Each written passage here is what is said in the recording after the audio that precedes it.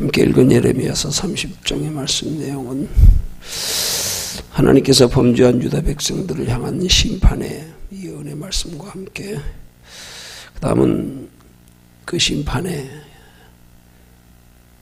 징계의 때가 지나고 나면 하나님이 다시 그 선민들을 회복시키실 것을 예레미야 선지자를 통하여 백성들에게 전하게 하고 그 말씀을 믿고 기다리며 순종할 것을 권면하는 말씀의 내용입니다. 오늘 말씀에서 보면 하나님께서 이렇게 택하신 이스라엘 백성들, 유다 민족들을 향해서 심판과 회복을 약속하시는 말씀에 대해서 2절에서는 이렇게 말씀합니다. 이스라엘 하나님 여호와께서 이같이 일러 가라사대 내가 내게 이른 모든 말을 책에 기록하라.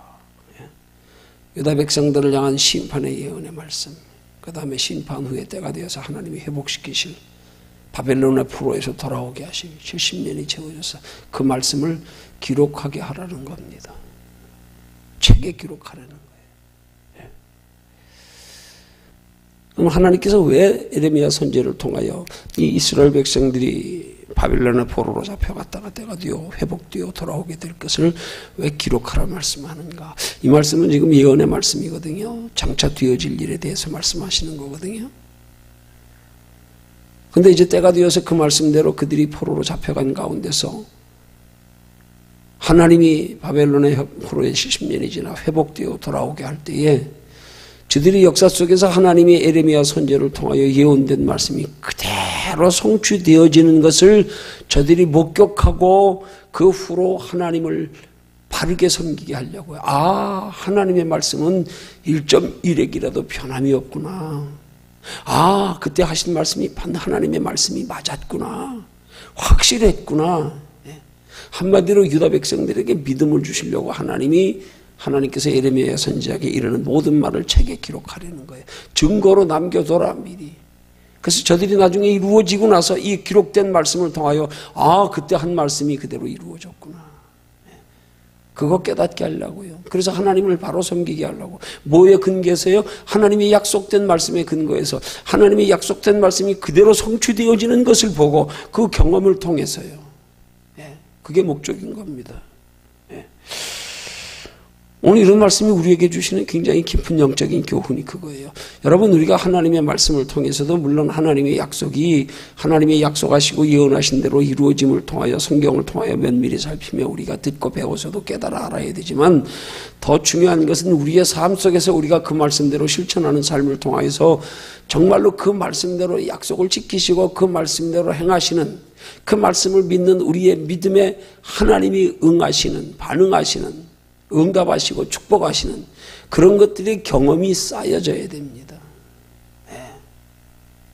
그래야 우리 진짜 믿음이 생기는 거예요. 그냥 경험 없이 머리만 가지고 예수 믿으니까 건성으로 믿는 거예요. 하나님의 말씀을 통해서 우리가 믿어도 이 말씀이 정말로 정말 이 말씀이 성경에 보면요, 상세히 살펴보면 이 성경은 여러 명의 저자들이 시대마다 다르게 기록한 말씀이지만 이게 짝이 안 맞는 게 하나도 없어요. 한마디로 말하면 전에 하나님이 예언하신 말씀이 그 다음번엔 그 예언한 사람, 그 말씀을 기록한 사람에 의해서 성취되는 게 아니라 그 시대가 훨씬 지나서 성취되었고 다른 사람을 통하여 그 말씀이 기록되었음에도 불구하고 그대로 이루어진 사건들, 성경은 보면 전부 그겁니다. 그래서 성경의 대표적인 건 뭐예요? 구약과 신약 아닙니까? 구약이 뭐예요? 예수 그리스도를 분기점으로 해서 예수 그리스도가 이 땅에 오시기 전에 하나님께서 택한 백성들을 구원하시리라는 지나간 약속. 근데 신약은 뭐예요? 그 약속이 약속대로 예수 그리스도가 이 땅에 오셔서 이루어져 성취되어진 것. 그러니까 하나님의 약속의 말씀은 한마디도 틀림이 없다는 사실이 이게 이스라엘 백성들에게 역사를 통해서 믿어지게 하시려고 내가 내게 이런 모든 말을 책에 기록하라 말씀한 거고요. 오늘 우리에게 하나님의 말씀이 주어진 것도 이 말씀을 통하여 정말로 하나님의 살아계심, 하나님 말씀대로 이루시는 하나님이심을 우리로 알게 하시려고 이렇게 기록하게 한 거란 말입니다. 근데 우리가 말씀을 제대로 알지 못하고 이런 말씀을 통하여 하나님이 성취되어짐에 대하여서 우리가 경험하지 못하니까, 그걸 믿지 못하니까 신앙생활에 확고하지 못한 거란 말이에요.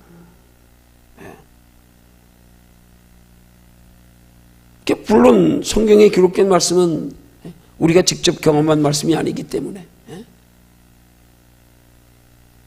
우리 민족의 역사가 아니기 때문에 그건 좀 못 믿을 수 있다 하더라도, 그러나 말씀을 통해서 우리가 하나님의 자녀답게 하나님의 뜻대로 살기를 힘쓰는 중에서 아 정말 하나님이 그렇게 했더니 축복하시는구나, 그렇게 했더니 책임져 주시는구나, 그렇게 했더니 정말로 하나님이 인도해 주시는구나, 아 말씀대로 이루어지는구나, 이게 자꾸 경험되어지면은요 믿어지면 달라지는 거예요. 믿어져야 돼요. 믿어지면 맡길 수 있는 거예요. 믿어지면. 체험을 통해서 믿어져야 되는데, 체험을 통해서 믿어지기 위해서는 뭐가 먼저 선행되어져야 됩니까? 아직 믿어지지 않아도 말씀에 순종해 봐야 돼요. 순종을 통해서 체험되어져 봐야 돼요. 정말 그렇구나, 맞구나. 이게 체험되어지면 믿어지는 거예요. 그럼 진짜 내일 일이 두렵지 않아요. 정말 하나님이 함께 하시면 믿어져요. 정말 다음 세상에 있으면 믿어져요. 죽음이 두렵지 않아요. 그냥 장래일이 두렵지 않아요. 그렇게 되면 오직 관심이 하나님 뜻대로 사는 거, 하나님 기쁘시게 하는 거, 항상 하나님 의식하고 사는 거, 내일을 걱정하지 않고 사는 거 돼요. 그냥 돼요. 그 살다 보면 생활 속에 자꾸 경험하게 되는 거예요. 체험하게 되는 거예요. 그러니까 믿음이 점점점 쌓여지는 거예요. 그래서 우리가 확실한 믿음을 가지게 되면 이 믿음만큼 소중한 게 없는 거예요. 믿음만큼 복된 게 없는 거예요. 믿음이 있으니까 담대한 거예요. 당당한 거예요. 환난 고난이 있어도요 두렵지 않아요. 그건 하나님 우리 사랑하셔서 잘되게 하시려고 하는 건데 뭐. 하나님을 믿지 않는 백성들이 범죄하는 것은, 여러분 하나님께서 범죄하는 게 다른 범죄가 아니에요.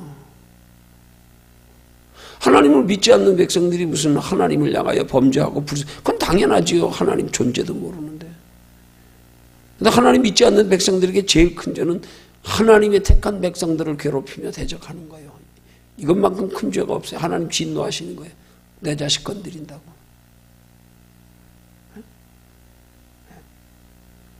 여러분 그래서 하나님의 택한 백성들, 그들을 괴롭히고 그들을 억압하고 그들의 해를 끼치는 자들은요 하나님이 멸망시켜버려요. 근데 우리 하나님의 자녀된 성도들이 하나님의 자녀답게 하나님의 뜻대로 살지 못하는 건 그냥 바로잡기 위해서 꾸짖고 책망하셔서 우리 잘되라고 하시는 거고 차원이 틀려요. 똑같이 손 봐도요 우리 손 보는 건 우리를 사랑하셔서 잘되게 하심에 연단이고요, 사랑의 매고요. 이방인들은 저주예요. 심판이에요. 그거 다르단 말이에요. 정말 우리가 하나님이 살아계심을 알고 하나님이 함께 하심을 알고 하나님의 말씀이 내 삶 속에서도 그냥 내가 말씀에 순종하여 말씀대로 살아가는 삶 속에 자꾸 경험이 쌓이면, 뭐 그런다고 우리가 경건하면 얼마나 경건하고 하나님의 뜻대로 살면 얼마나 살겠어요. 우리 육체 가지고는 누구라도 한계가 있는 거예요. 다 정도 차이일 뿐이에요. 다 자기 한계 넘었으면 다 자빠지게 돼 있어요. 점수를 말하면 어떤 사람은 10점에 넘어지고 어떤 사람은 15점에 넘어지고 어떤 사람은 20점에 넘어지고, 다 자기 한계 넘었으면 다 넘어지는 거예요. 다 누구라도 넘어지게 돼 있어요. 그게 중요한 게 아니에요. 넘어짐 가운데서도 우리 하나님을 향한 믿음이지요. 넘어짐 가운데서도 하나님을 의지하는 믿음이 중요하고요. 넘어짐 가운데서도 그것이 하나님이 하시는 일이라는 의식이 중요하고요. 그래서 언제든 돌이키고 언제든 주를 찾고 언제든 주를 가까이 하면 하나님이 오히려 더 사랑하시고 뒤에 가서 그 우리 넘어짐이 도리어 우리로 겸손한 믿음의 사람, 더 견고한 믿음의 사람 만들어서 뒤에 가서 더 크게 쓰시고요. 더 큰 사랑을 베푸시고요. 그런 거란 말입니다. 그래서 우리 신앙생활은 하나님이 체험을 통하여 믿어줘야 돼요. 체험을 통해서 믿어줘야 돼요. 정말 하나님 살아계신다. 정말 그렇게 살았더니 하나님 책임지시는구나. 이게 경험되어져야 돼요. 하나님이 경험되어져서 믿어지는 거 하고요. 이론적으로 지식적으로 머리로 믿는 거하고는 하늘과 땅 차이입니다. 하늘과 땅 차이입니다. 그거 뭐 조금 아는 것 가지고 믿음이라고 그 자랑할 거 하나도 없어요. 개뿔도 아닌 거예요, 그거. 뭐 내가 좀 행위 좀 선하고 착하고 경건하다고 이게 그런 경건은 이스라엘 백성들 발바닥도 못 따라갑니다. 우리는. 근데 그렇게 책망 왜 들었어요? 왜 책망 들었습니까?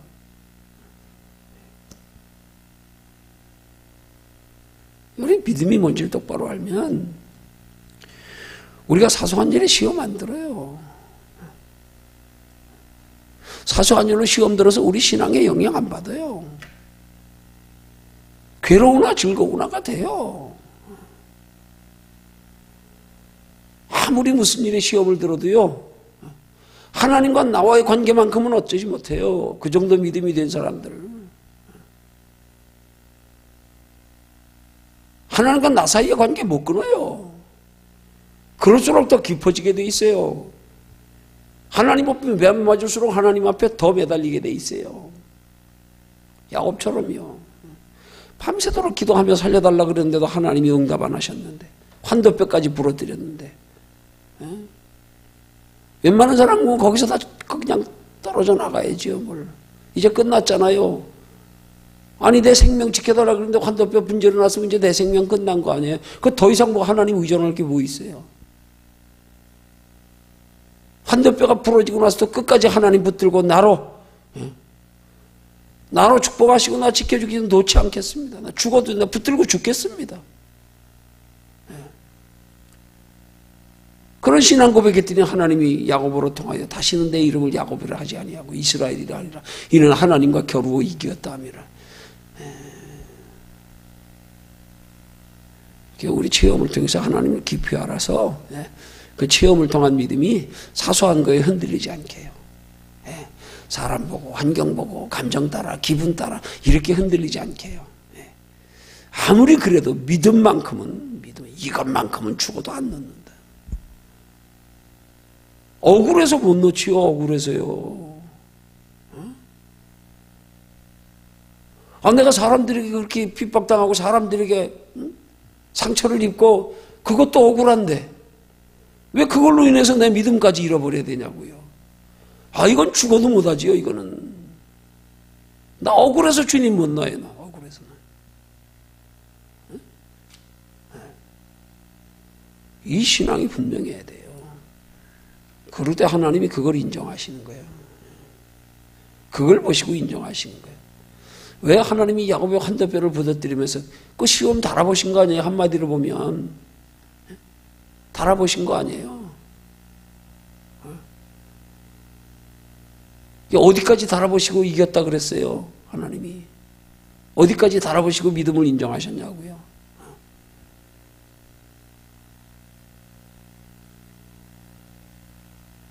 그 생명까지 달아보시고요. 생명까지 달아보시고. 아니 보세요. 하나님이 야곱의 환도뼈를 부러뜨렸으면 그렇게 밤새도록 기도해도 안 들어주시고 부러뜨렸으면 어떻게 끝난 거예요? 하나님이 안 들어주시고 부러뜨렸어. 그럼 하나님이 이미 내게선 떠난 분이야. 그럼 환도뼈 부러진 사람의 결말이 뭐겠어요? 강을 건너기 전인데 지금 강 건너면 에서한테 죽어요. 끝나는 거예요. 끝나는 거 아닙니까? 생명에 이르기까지 달아보신 거 아닙니까? 생명에 이르기까지. 생명 내놓기까지. 너 생명 취해도 끝까지 하나님 부인하지 않을래? 그것까지 달아보는 거 아닙니까? 그거 달아보는 걸 성경은 뭐라 그래요? 그걸 순교라 그러잖아요. 죽기 전에 하나님 부인하고 죽으면 그게 무슨 순교입니까? 죽어도 신앙 놓지 않는 거.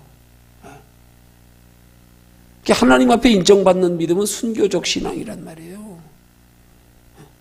그 순교적 신앙을 좀 더 넓게 포괄적으로 우리가 대입하면 하나님 앞에서 큰 일이나 작은 일이나 모든 일에 나를 포기하는 신앙, 나를 버리는 신앙, 그거예요. 순교적 신앙, 순교적 신앙. 영혼을 위해서 육체를 희생하고요. 순교적 신앙. 근데 예수 믿으면서 아직도 내 계산이 살아가지고 조금 더 손해 안 보려고, 육체로 손해 안 보려고, 물질로 손해 안 보려고 그러고, 뭐 남들한테 자존심에, 뭐 체면에 손해 안 보려고 그러고, 그런 사람들이 전부 사람을 의식하는 형식적인 체면 위주의 신앙생활을 한다 이 말이에요. 사람이나 의식하고. 순교적 신앙은, 십자가 신앙을 순교적 신앙이라고 그러는 거예요. 희생하는 거예요.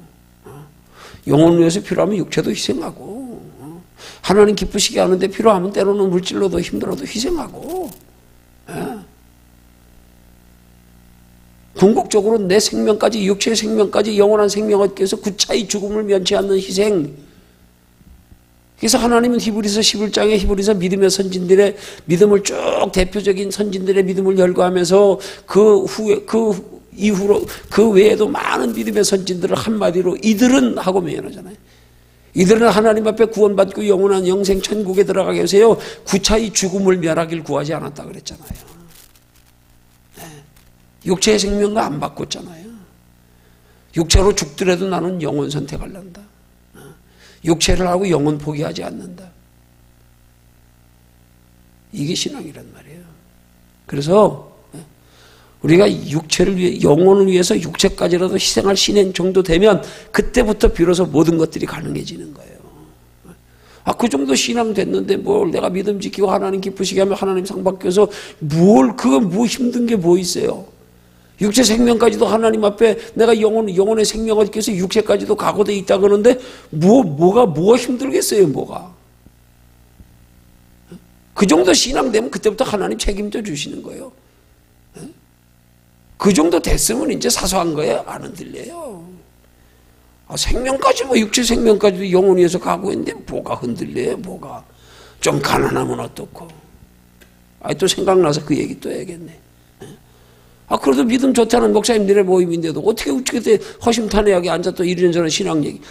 그래서 믿음 좋다는 목사님들하고 모이다 보면요, 그래도 한 가지 공통점은 모임은 쓸데없는 얘기 별로 안 해요.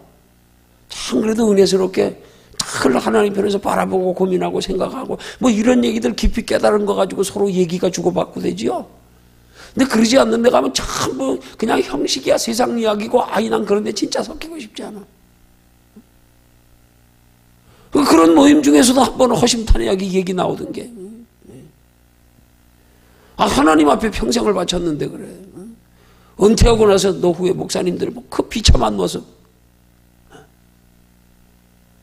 누가 알아주는 사람이 있어. 장례를 대비하며 살아와서 노년에 편안하게 살 만큼 돈 모아놓은 게 있어. 아니면 큰 교회 목사들은 그렇다 치더라도. 그렇게 하나님 앞에 순수하게 믿음을 지키면 평생을 살았으면 하나님 노년에 좀 편안하게 살게, 좀 걱정 없이 살게, 외롭지 않게 하나님 그렇게 해주셔야 되는 거 아니냐고. 이게 뭐냐고. 허탈하고 원망투로 얘기인데 난 너무 상처받았어. 그럼 거기까지 각오 안 했냐고, 목사가. 거기까지 각오 안 했냐고. 거기까지 각오해야 신앙이지. 거기까지 각오해야 하나님 책임져 주시지. 거기까지 각오하고 나면 책임 안 져주셔도 감사해요. 왜? 그럴수록 더 끝까지 믿음 지켜야지. 얼마 안 남았는데. 그래야 하나님 나라 영원한 상이 있지. 그 정도 됐으면 이제 남은 여생 어떻게든지 믿음 지키려고 여태까지 한 거 도로함이 탑을 댈라, 속된 말로. 공든탑 무너질랴. 여기까지 믿음 지키며 살아오는데 노년에 조금 남은 인생 그것 좀 편하지 못하다고 하나님 원망해. 그런 미련한 짓도 하고 앉았어요. 마무리 멋지게 해야지. 조금만 고생하면 하나님 나라인데 얼마 안 남았는데 뭘 그거 가지고 원망하고.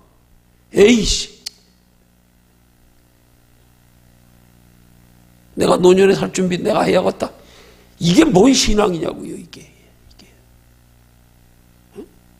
나 정말 실망했어요, 그 말에. 그게 뭔 신앙이야? 하나님 앞에 생명까지 걸어야지. 육체의 생명이 어차피 끝나는 거 걸면 어때요? 조금 앞서가느냐 조금 늦게 가느냐의 차이지. 있는 동안 조금 좀 불편하냐 덜 불편하냐의 차이지. 별거 있어요? 그것 때문에 하나님 나라에 영원히 상 받을 거 생각해 보세요. 그것 가지고 계산이 돼요? 그것 가지고 거래가 돼요? 이게 안 돼야 되지. 죽어도 못 바꾼다 나는. 억만금 줘도 못 바꾼다 내가.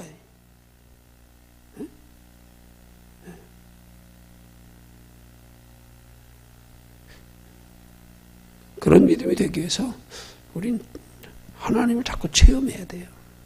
체험하기 위해서 우리 좀 하나님 말씀을 따라서 말씀을 보고 하나님 말씀이 이렇구나. 하나님 이런 걸 기뻐하시는구나. 하나님이 내게 이런 걸 요구하시는구나. 아멘. 예, 순종하겠습니다. 따라가겠습니다. 그런 일상생활에서 중요한 거예요. 그 단계에 들어가서 중요한 거. 우리 시대에 꼭 필요한 신앙의 지침. 성령의 인도함을 따라 사는 신앙생활. 이거 둔해지면 안 됩니다. 이거 놓치면 안 됩니다. 이거 놓치면 형식적인 신앙생활, 껍데기 신앙생활인 거예요. 옛날에 가졌던 그 민감함, 성령의 인도하심, 감동하심, 성령이 내 안에서 너희 속에서 행하시는 이가 하나님이시라는 빌립보서 2장 13절의 말씀처럼 내 속에서 하나님이 행하심이 날마다 느껴지고 경험되고 분별되어지고 하나님이 수시로 마음속의 뜻을 알려주시고 이런 성령의 인도와 감동하심을 따르는 신앙생활, 이거 식어지면 안 돼요. 이거 식어지면 절대 하나님 나라 상 받는 신앙생활이 그다음부터 안 돼요. 그 때문에 형식의 잔재만 남은 거예요. 습관으로 하나님 성경밖에 안 남은 거예요. 내 속에서는 아직도 하나님이 나로 내 신앙의 단계가 올라가면 올라갈수록 또 하나님의 성령의 감동하심과 인도하심을 통하여서 그럴수록 하나님 나라에 상 받는 신앙생활로 우리를 이끌어 가시길 원하시는데, 내가 성령의 감동과 인도하심에 민감한 신앙생활이 점점점 둔해지다 보면 나중에 진짜 형식의 껍데기만 남는다니까요. 처음으로 그렇게 믿음으로 시작했다가 나중에 형식의 껍데기만 남아있는 사람들을 우리 주변에서 너무 많이 보지 않습니까? 너무 많이 보잖아요. 껍데기만 남았어요. 형식 습관만 남았어요. 그냥 전에 하던 대로. 성령이 감동하시면 없어졌어요, 이제. 이게 아니란 말이에요.